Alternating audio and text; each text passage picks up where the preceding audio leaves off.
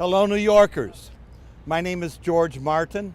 I'm formerly co-chair of the Wisconsin Green Party, and currently, in terms of the Green Shadow Cabinet, I am the Ambassador of Peace.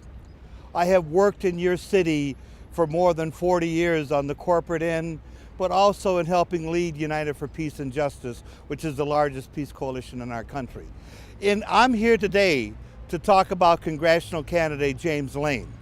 And it is so important that from the standpoint of our foreign policy, that we have some changes in Washington, D.C. Both sides of the aisle are getting nowhere. And we need a green candidate who can mediate, who can build coalitions around issues, and who can be a catalyst to move things forward. That's why it's so very important that we get James Lane to Congress. You know, when we talk about foreign policy, you know, we are the third largest political party in this country, and we are the party of peace. It's so important that we make the connections between foreign policy and domestic issues.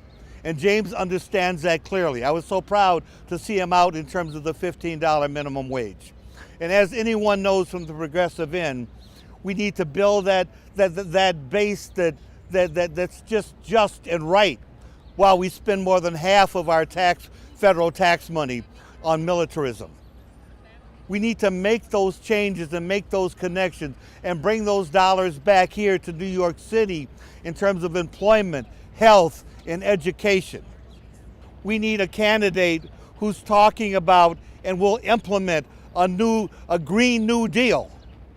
A Green New Deal. That means changing things. But also, James Lane has the skill to create relationships, to help build relationships in Congress. And so that's where we need to go with this. I ask you to vote for James Lane in this election. I ask you to donate to his campaign so that we can maximize our effect and our impact, and let's get him to Washington, D.C. Thank you. Peace and love.